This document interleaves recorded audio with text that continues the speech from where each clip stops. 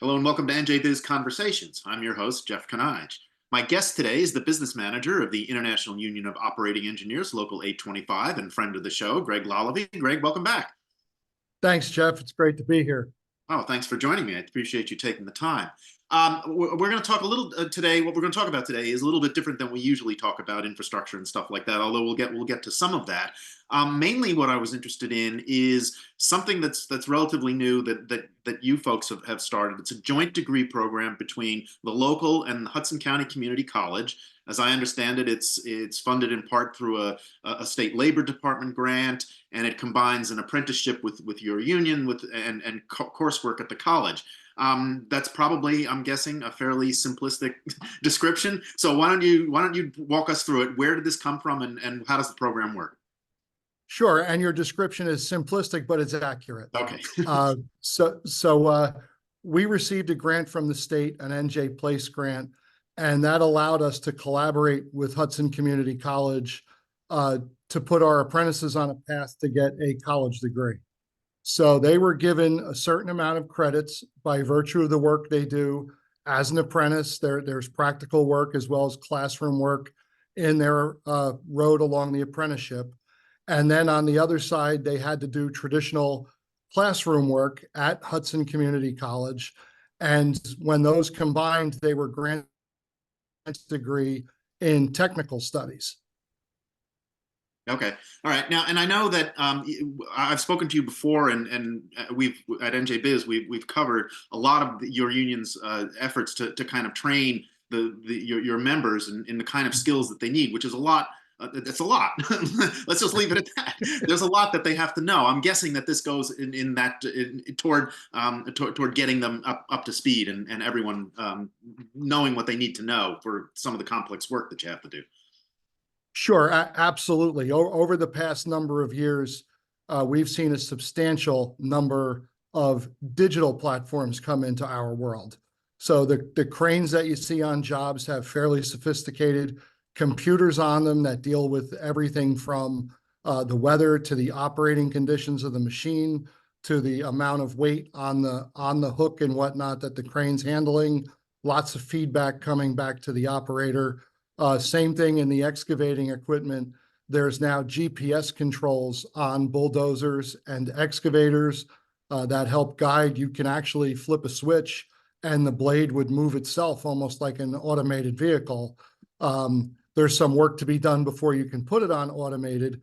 But as this technology continues to grow and continues to move in, it's absolutely clear to us that we have to train in a different way. We have to train for the technology to be able to supply our employers with what we call the operating engineer of the future, who knows how to handle these digital platforms, how to program the computer and the GPS systems, and then operate the machine efficiently to give them obviously the best product and the best productivity on the job site. Okay, all right. So this leads to a college degree, an associate's degree, I think you said. Is that right? And yes, an associate's in technical studies. Okay, and a full-time job, or is that something that comes later? Yeah, well, as they go through the apprenticeship, part of the apprenticeship is work experience. So they are getting sent out to jobs consistent with what experience they have or what they have been taught. And then they come back to the school, they learn more, and you build your resume over 4 years on how to do the job of a heavy equipment operator. Okay. And is there a model for this? I mean, is anybody else doing anything like this, or is this a sort of a first in the nation? Because I haven't, to be honest with you, I haven't heard anything like similar to this than in you know. Sure, our friends in other trades are starting to move into the educational space, but honestly, technology we believe hits us the hardest, and we need to be the most responsive. So we believe we're on the cutting edge and moving this into something where there is a credential or degree that goes along with the person to acknowledge the fact that just we're living in a different age. We're transitioning just as any other industrial transition has gone. There's still work to do. There was work, after steam engines were done and the textile industry went to machines. There was work to be done after assembly lines were set up. but it was incumbent upon the workers to be trained in the new technology, Sure. the new way, and to be productive employees for their employers. Okay. And so can you give me a sense for what the reception has been? I mean, I think you've already enrolled folks in the program, right? People have gone through it and done it, and you've gotten some folks actually to the other end. Is that right?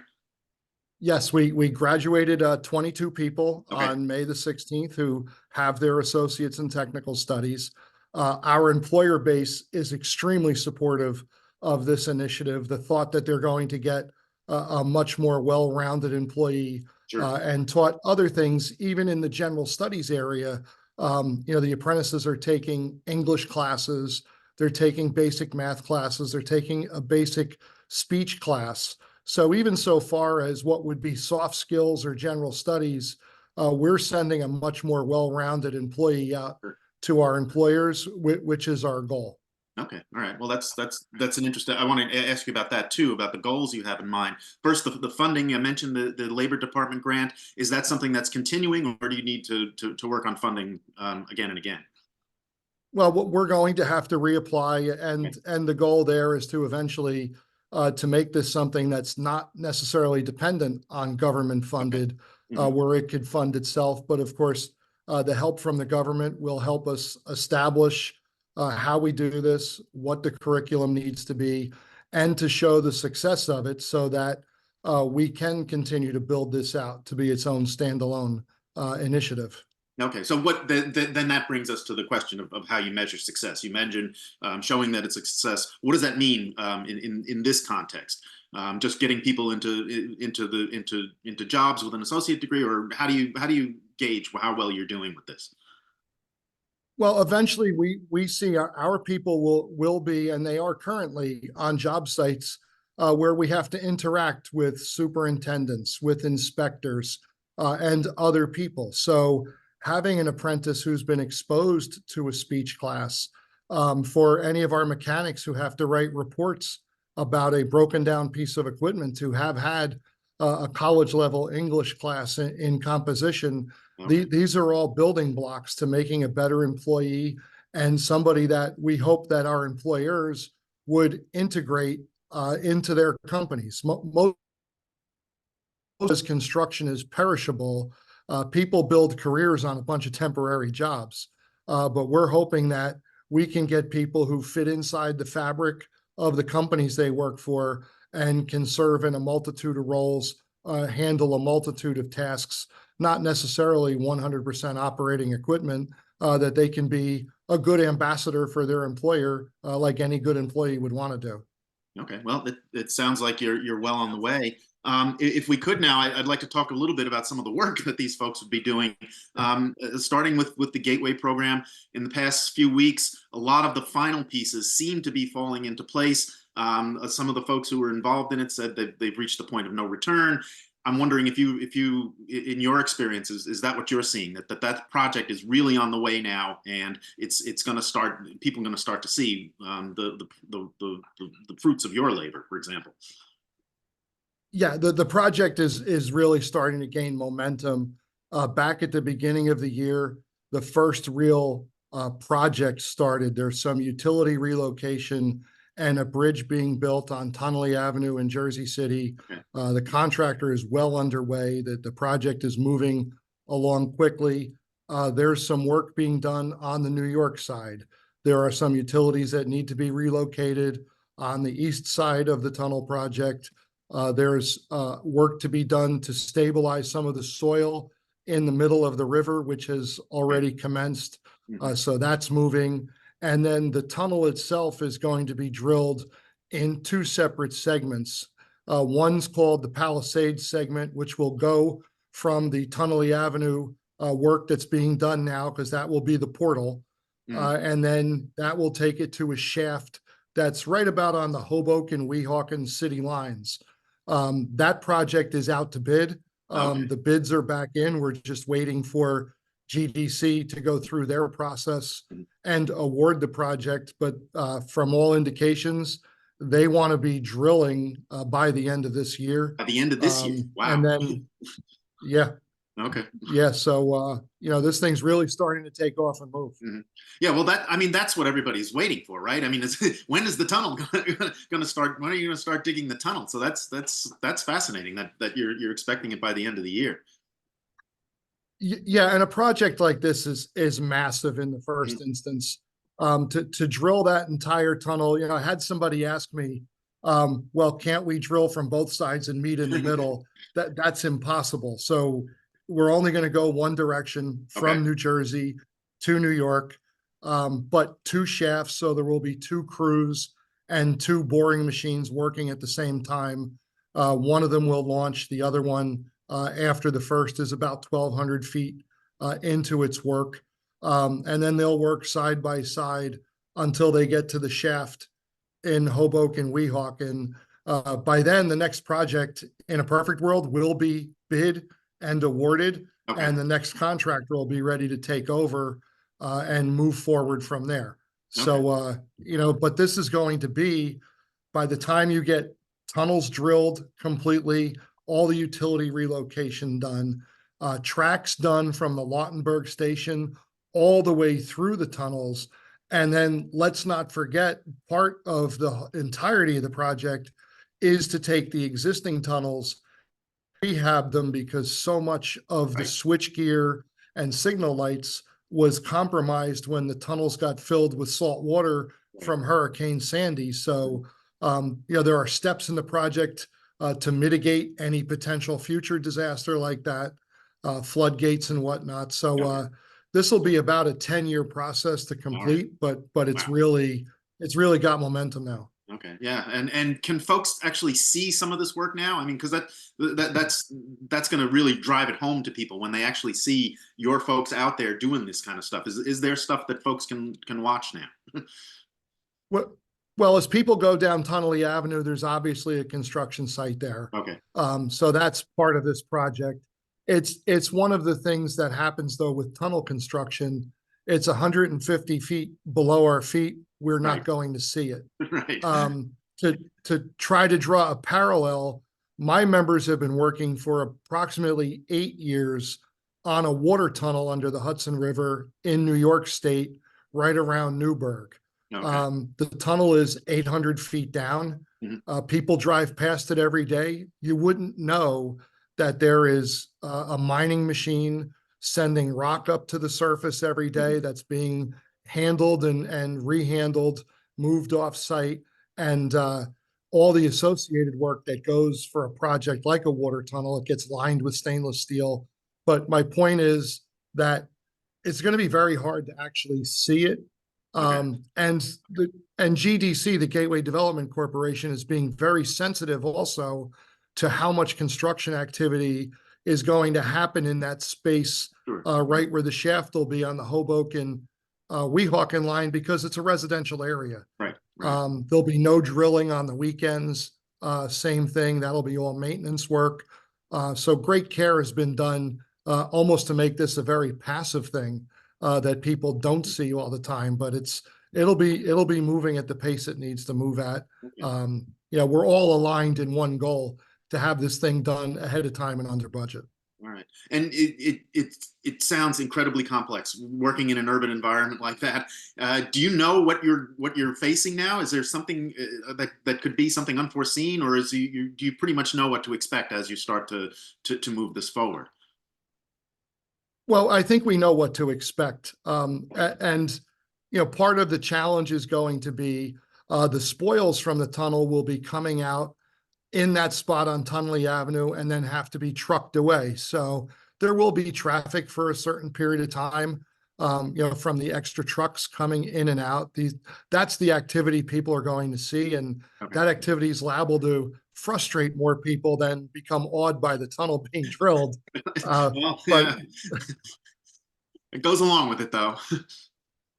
yeah, it's part of the process, and it's a small area to bring all those spoils out. It's Right. not like it can be, just staged there. It has to be taken away almost immediately. Okay. Another big project is expansion of the turnpike near the tunnels there. There's been some opposition to that. It's been controversial. Where is that? What's the status as far as you can tell?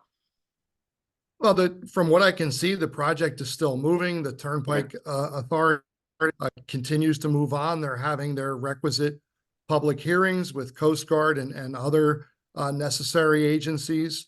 The governor's office still squarely behind it and speaking positive of it. At the end of the day, the opposition is there. We have a hard time trying to figure out what the opposition really is, because again, we're talking about a process from permitting to the end of construction that will be 10 years in our future. Okay. So some of the people protesting are also people coming from a philosophy that all of our cars will be electric within 10 years. If that happens, I don't see, what the emissions problem might be on the Turnpike. Either they don't believe their electric car philosophy, or they're just dead wrong about the Turnpike. I can't figure out which it is. And that's one of the issues when you try to have really just a healthy, conscious discussion about a project like this, of how are we getting where we're getting? How are we having an honest conversation? The other thing with the Turnpike is we've spent probably the last 30 years building Jersey City into a magnificent city, high Yes. rises everywhere, both people and businesses. Part of the thought was to grow our businesses there to try to attract some of the Manhattan-based businesses there. So the people who lay the criticism that this is 8 lanes into 2 tubes of a Holland tunnel, I would suggest they're wrong. This is 8 lanes to get into Jersey City. Right. And while people talk about mass transit and trains, there's really no train station in Jersey City. Right. There's no real way to condemn all the property and eminent domain, everything you would need to build the transit network that they envision. This is the best way, and we're currently going over a bridge that has run out of time, both in its structural capacity and its functionality. So it needs the overhaul. It's necessary. Plus, we have warehouses in Bayonne that need to move goods. You have all the businesses up and down Hudson County that want to get deliveries and deliver their goods and services. So this is a lot more complex than some of the very simple counter arguments we're seeing and those counter arguments don't generally make a whole lot of sense. Okay. All right. Now, in general, I mean, there's been an influx of federal money for infrastructure projects. Back when it first started, when some of the legislation was being enacted and signed by the Biden administration, there was a lot of concern in New Jersey that this state was going to move too slowly to kind of get the money deployed and get these projects started, and that we could actually lose some of it. My sense in talking to folks in recent weeks is that situation has sort of gotten somewhat better, although things are still moving kind of slow. What, from your perspective, is the money being deployed in a timely fashion at this point? Sure. First of all, there was an early concern with that, and I would say that that's been worked through and handled well.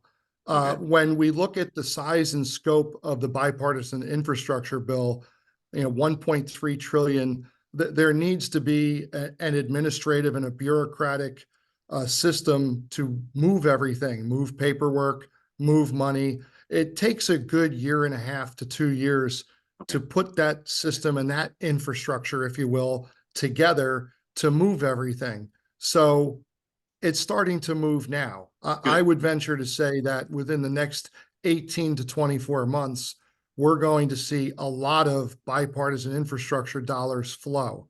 Of course, we pass a bill, everybody wants the 1.3 trillion on the street immediately. Right. That's just not possible, and for good reason. There's a system of checks and balances. Some of these things are competitive grants, and that's really where I think the state needs to lean in to make sure that we are positioned to nail every dollar of competitive grant money we can to improve our infrastructure, because the reality is the other 49 want to compete for the same dollar. Sure. Mm-hmm. So there's no reason to really want to pass up on any opportunity, and to not have as robust of internal systems to make sure we're applying for whatever grants are available and addressing our needs here, because our needs in New Jersey are great. Oh, absolutely. And as far as you can see, that's happening. There are there are folks who are working now on making sure that that the state is getting all the money that's available to it. Yeah, absolutely. And they're going to continue to do that. Like, one thing I would tell people to watch, and we've already seen, is the number of water projects that have come out, whether Oh, sure. it's pump stations, changing out more lead pipes, doing some sewer work. There's huge projects coming around with the combined sewer overflows. Some of that money has really moved in a robust way. So, we're seeing the fruits of the labor here, and we're going to be going to work on some really great projects. Well, that was the last thing I was going to ask you, was what should folks be looking for now over the next, say, 12 to 24 months, or what will we be seeing out there on the streets, on the roads, in buildings and things like that? Yeah, I mean, those upgrades to our sewer and water systems, they're so critical. Our infrastructure in the Northeast and in New Jersey is so old, and it's hard to tell, for instance, how much our water pipes or sewer pipes are leaking, because we don't see it. Right. And we find ourselves managing disasters. If people just think about looking at the morning news and how many days we see a water main has ruptured. Right. This is all about changing all this stuff, doing it in an ordered fashion, which is less costly, rather than responding to emergencies all the time and doing things on an emergent basis.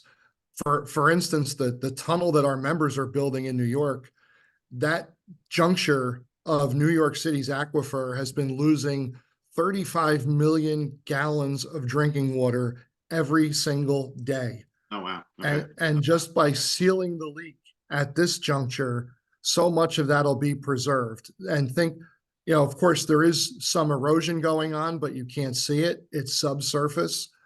So the problems will come eventually, but the idea is to have our infrastructure in a good repair. Similarly, you see the gas companies in New Jersey, Public Service, New Jersey Natural, South Jersey Industries, Elizabethtown, changing out all of their old cast iron pipes to polypropylene. It's addressing leaks that are currently in the system that needn't be there. So we have great needs here, but I would say in our water, sewer, and combined sewer overflow systems, I think people are going to see a great amount of work start to happen over the next year. Okay, well, we will leave it there, and hopefully you'll come back and give us an update on what all that work is doing. How does that sound? Love to do it. Love coming great. on with you, Jeff. Okay. Greg Lalevee, Business Manager of the International Union of Operating Engineers, Local 825. Thanks for taking the time. As always, it's always great talking to you. I appreciate it. Thanks, Jeff. Always good to be with you. And thank you for watching. Until next time, stay safe, everyone.